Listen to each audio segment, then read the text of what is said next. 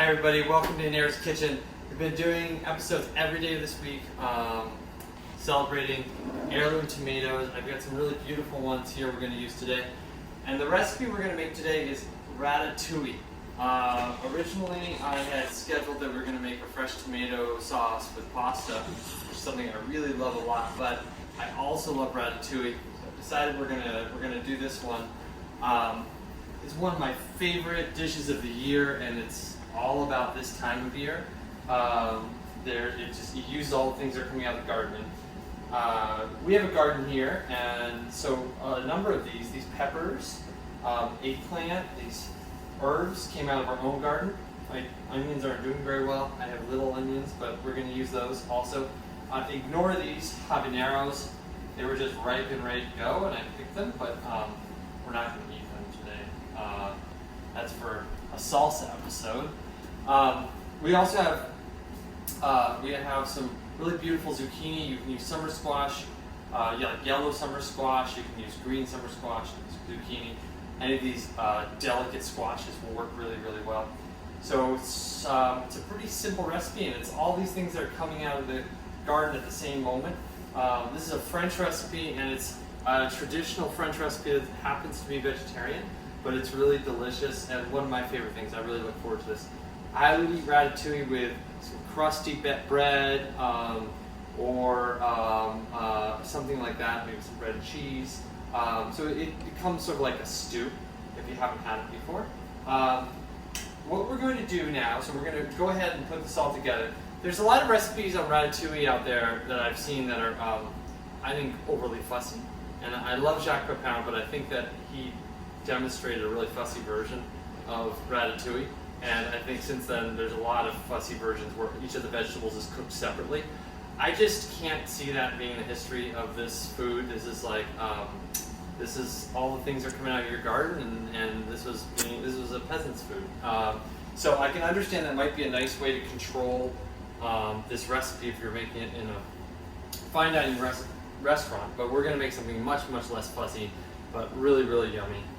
And this is something you can put together pretty quickly, and everybody should be able to give it a try. First thing I'm going to do is get this pan going. I'm going to get that going on a pretty high heat, and I've got some oil, olive oil we're going to use.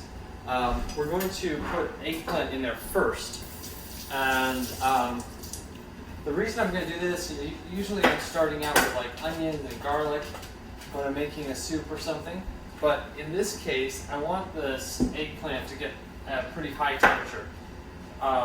There's something you could do with this eggplant. I'm going to strike this, just take off some of the skin but not all of it. So there's something you can do with eggplant, which is what we do with all of eggplant if we ever use a clover, which is salt it and let the salt pull out the bitter liquids that are in the eggplant. I'm not going to do that today, and I'm not going to do that because I think this works just fine without it, and it makes this recipe way less fussy.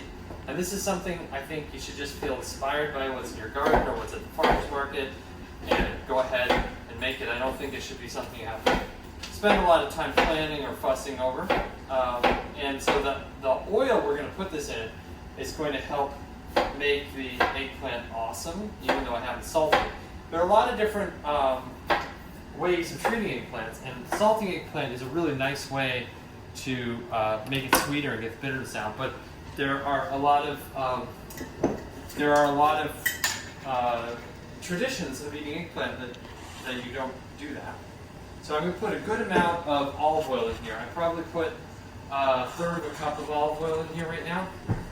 And this pan's getting hot, so I can see it. It's just it's not quite as hot as I want, but I want to catch it before it starts coming off there too much. And then I'm going to put my eggplant into the hot oil. And the eggplant's going to sort of sponge up a lot of that oil, but it's okay. A lot of it will come back out of it as it's cooking in there. The next thing I'm going to do is I'm going to get my garlic and onions ready. And so I'm going to get a head start on it. So like I was showing you, my onions are a little bit sad, but first time I've ever grown onions. And I think what we didn't do is I think we should have like debunched them. So I'm going to add some green onions into this as well. I think we should have debunched them, given them a little more room, and we never did that. And as a result, they grew really small. But, you want to help me washing those onions? Sure. Thank you. All right, I see the oil starting to get to a high temperature, and I'm just going to gently put my eggplant in the oil. And so that's going, and this is still at a pretty high temperature. We'll turn it down in a minute.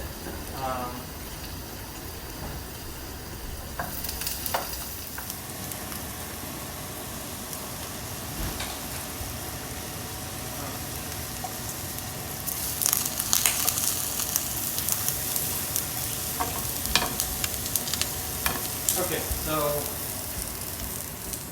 that's cooking away. I'm gonna bring that heat down just a bit. It's still like medium high, and just gonna move those around a little bit. Oh, I lost one. So we got a little bit of browning happening, which is really nice. And while that's happening, I'm gonna get my onions ready. Now, if you aren't confident with the speed of your knife, you can always go ahead and get this ready before you start turning that burner on. So, if it feels less stressful in the kitchen, that could be a good choice.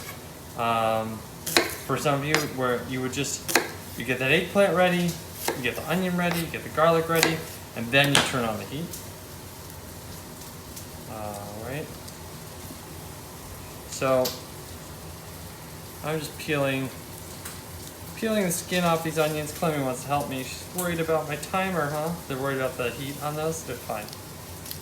They like high heat, so eggplant really like to get to a nice hot temperature. The oil helps them get to a higher temperature than they would otherwise. It gives them better contact to the metal surface than they would have on their own. Okay. So we've got some nice onions here.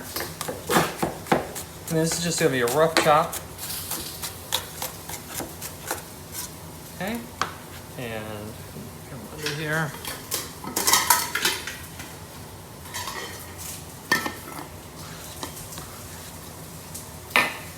Stir this. It looks really nice. So you can see they still have a nice structure.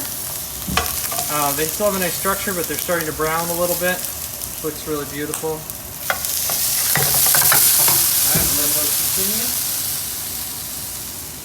And now I'm going to come back here. I had some green onions or scallions in my fridge. I think these may have been from a farm stand, or they may have been from our CSA share. I'm not totally sure, but they're going to supplement my onions. And this is generally a pretty safe thing to do, is to substitute like varieties of onions. You know, if you had shallots, for example, but you didn't have onions, you'll get a little different flavor. I love shallots, but they'll play a similar role in the dish.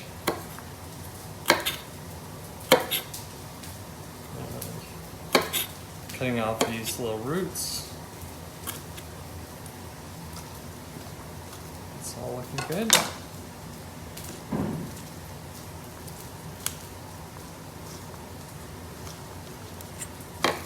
And then this is going to be a fairly rough chop as well.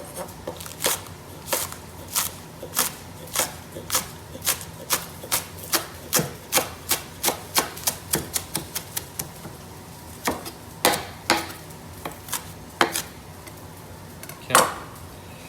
Add these in.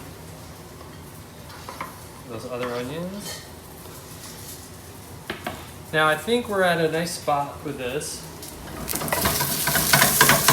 So we got some really nice browning happening. I'm going to add a little bit more oil now, not a lot. And then I'm going to go ahead and add the onions.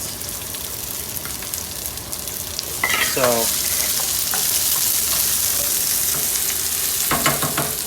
like I said, it's a little bit of a different order of events than what we're usually doing when we're making a soup or something, where we're usually starting out with the onions and the garlic, and we're going on to the rest of it. And I'm going to get our bell pepper ready here.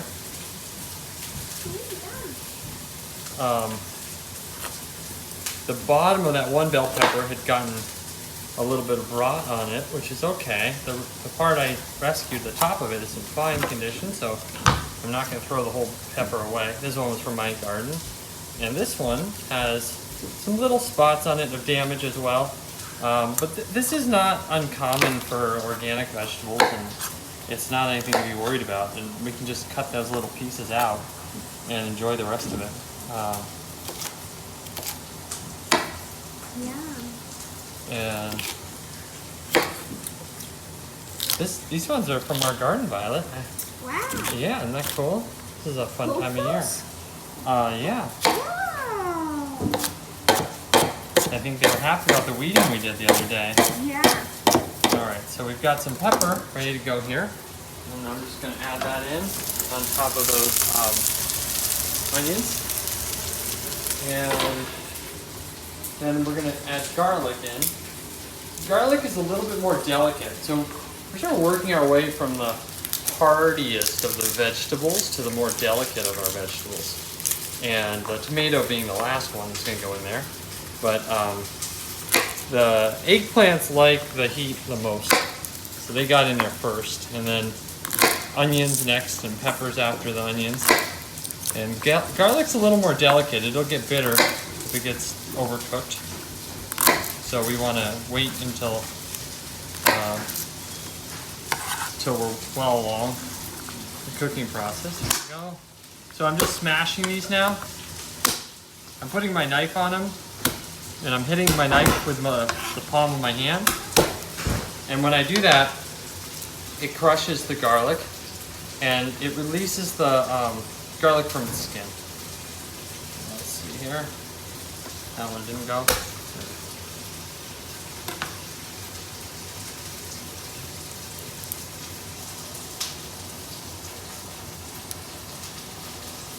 And this is an old recipe. I suspect that when people were first making ratatouille, they were probably cooking on open fires and maybe cast iron cookware. And like a lot of older recipes, I think it was made in a way that it can taste really awesome, even if you don't have like perfect, delicate control of everything.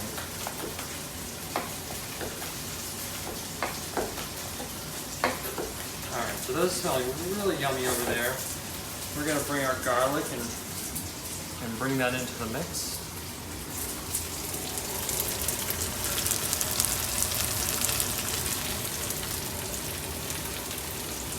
And I'm going to do my little trick so we watch the show, but if you rub your hands, if you have garlicky hands, you rub them under water with stainless steel, first for onions and garlic.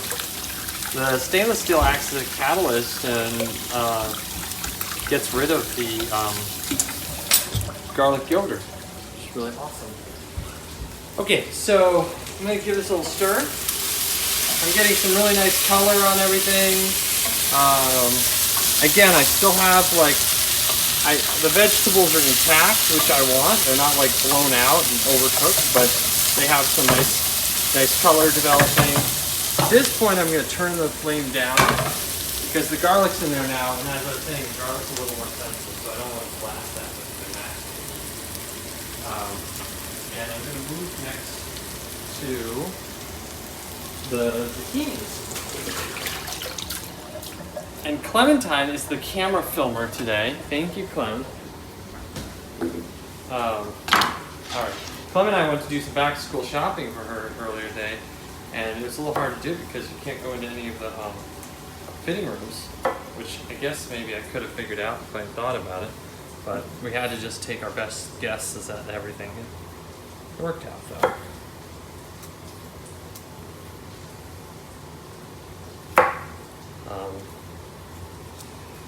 But I had to do some work over at some of the restaurants in town, so we were like, brought Clem in with me, we were in the shopping areas. Alright, so I'm getting the zucchinis ready. These are nice small zucchini. Actually, I really like this size a lot. And depending on your zucchini, you may want to make them like different shapes. So these are like half moons. You may want to make them like quarters. And then I'm going to cut them, I'm going to give them like a nice amount of thickness. I don't want these being too small. The way I'm thinking about it is if you get a fork full, I'd like this to be able to fit on your fork with some other vegetables in the ratatouille, but I don't want it to be so small that it's lost in the background. I'd like it to have a little bit of texture. So this is the size I ended up with, sort of the size of the end of my thumb. So that's going in the mix now.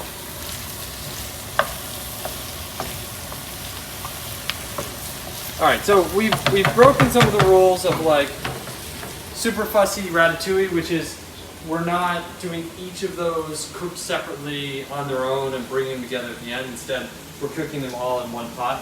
There's another thing we're going to do now, which is also sort of a non-fussy thing, but I think it makes a really yummy ratatouille.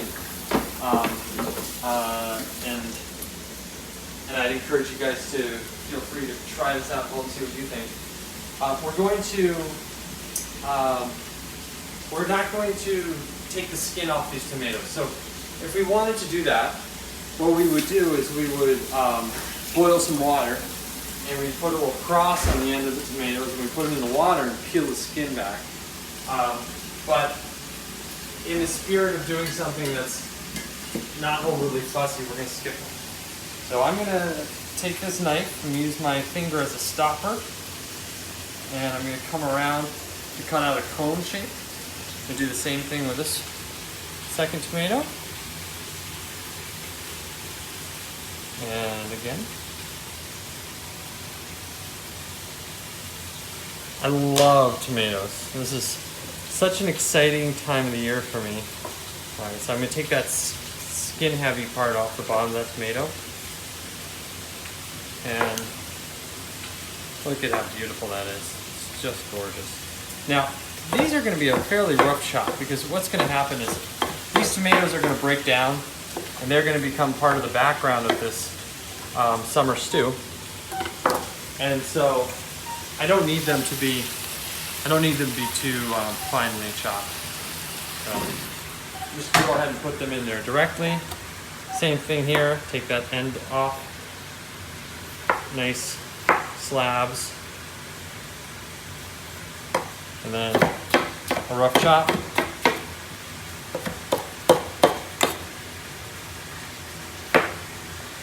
And off.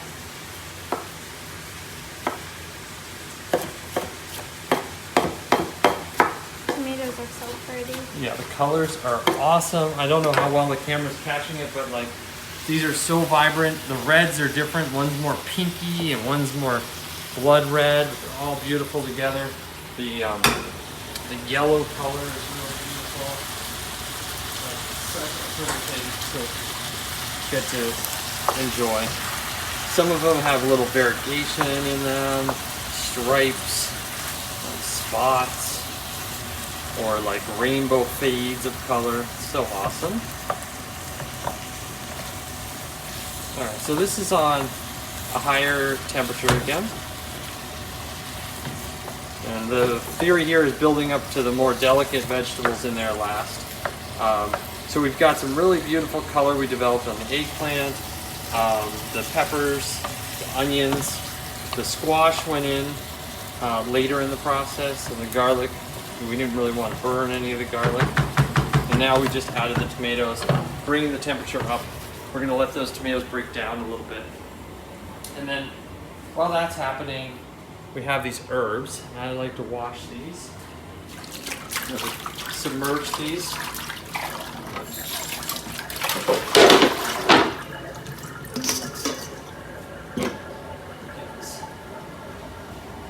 Countertop cleared up.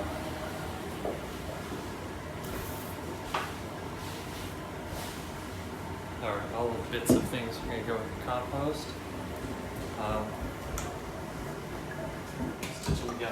Good? Yeah. Okay. So I'm just spinning these.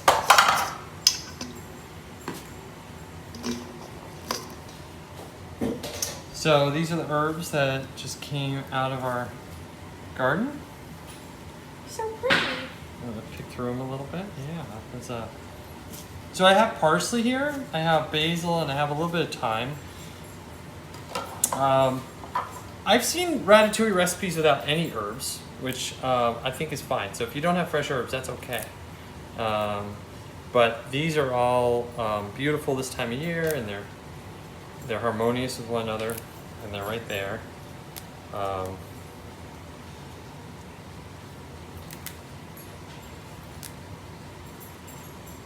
So I'm just pulling off the woodier pieces. Things that would be tough even after they cook. That's it. And so the way you can do that is a few different ways you can do it. You can grab a stem and strip backwards against the leaves. Grab the top of it and twist that off. And this is a woody stem right there. Yeah, a nice fragrant pile of herbs right here. It smells really yummy. All right, so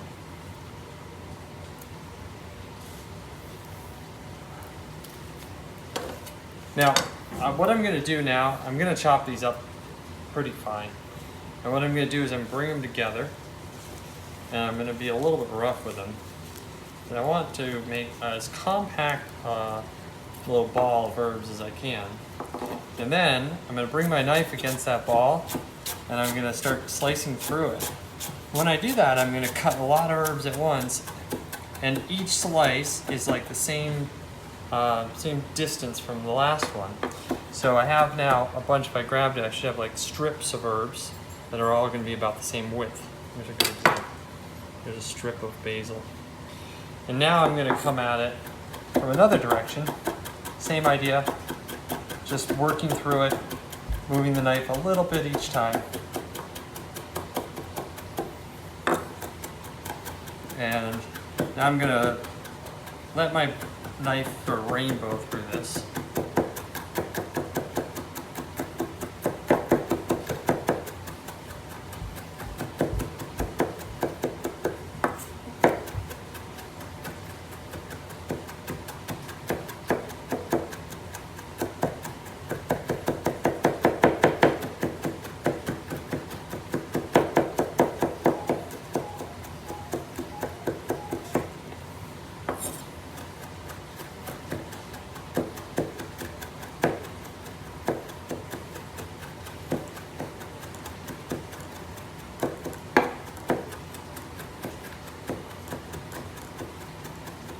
Okay.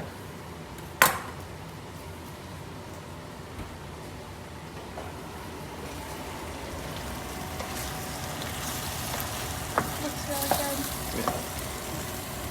We have our ratatouilles coming together.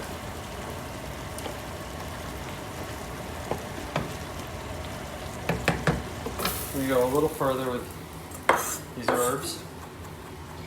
I want them pretty fine.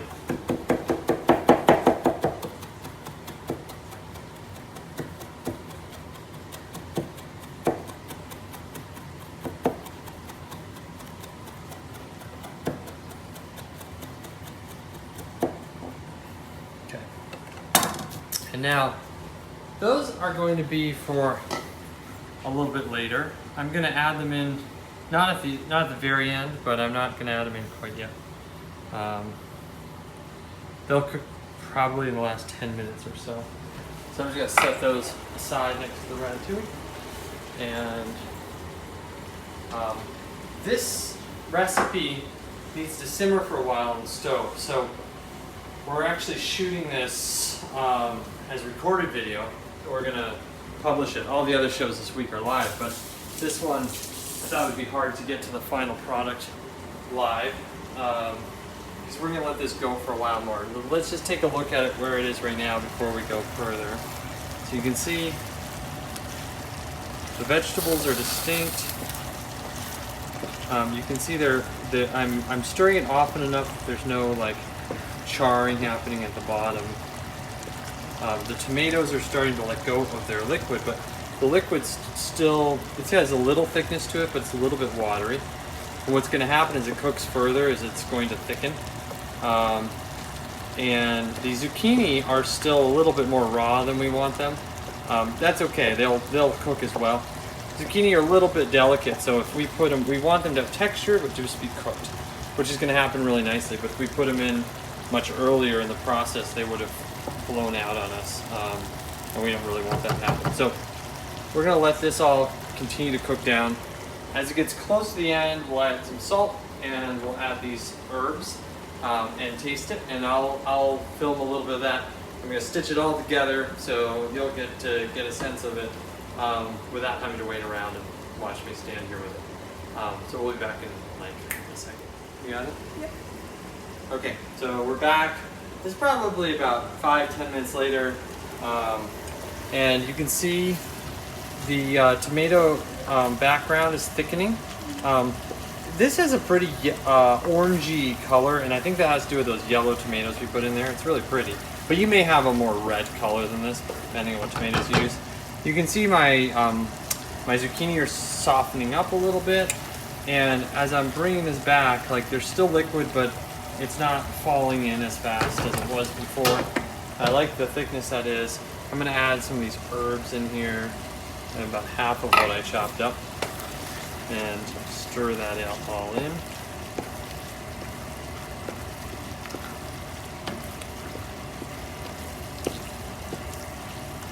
And it smells just incredible right now. This is getting pretty close to where we want it to be. I'm going to turn the temperature down a little bit.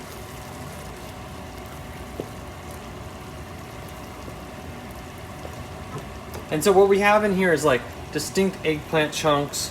We have zucchini chunks. We have peppers. The tomatoes have fallen all apart, which is what we'd like, and become the background to this. And then we're gonna take some fresh ground pepper and shake that in there. And then I'm also going to take some salt. And tomatoes really love salt, so we're gonna start with 1/4 teaspoon, but I'm pretty much certain that it's gonna take a lot more than that before it's fully seasoned. I'm mixing this around a little bit.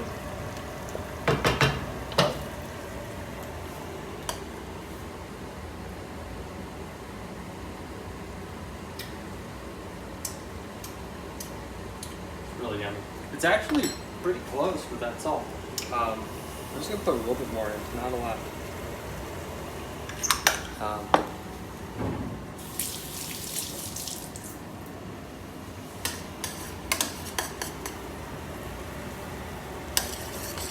Stir that in a little bit.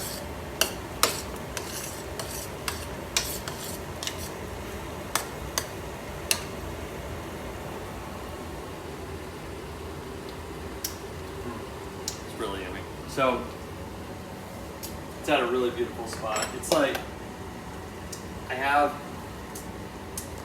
some of the more concentrated tomato flavors in there, and then all those tastes of summer. It's really, really yummy. And so so what we'll be doing with this is, like, at this point, I'm gonna turn the temperature way down. It's basically ready to serve. We'll be having this, like before, I'd love to serve this with like crusty bread. So I'm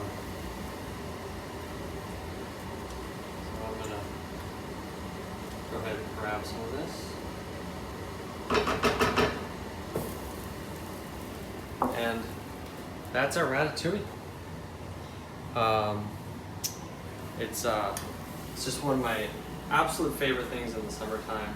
And if you haven't made ratatouille at home, I'd encourage you to, especially if you have a garden or a farmer's market nearby. There's no better way to enjoy this time of the summer. Thanks for joining. We'll be back tomorrow with some more tomato episodes.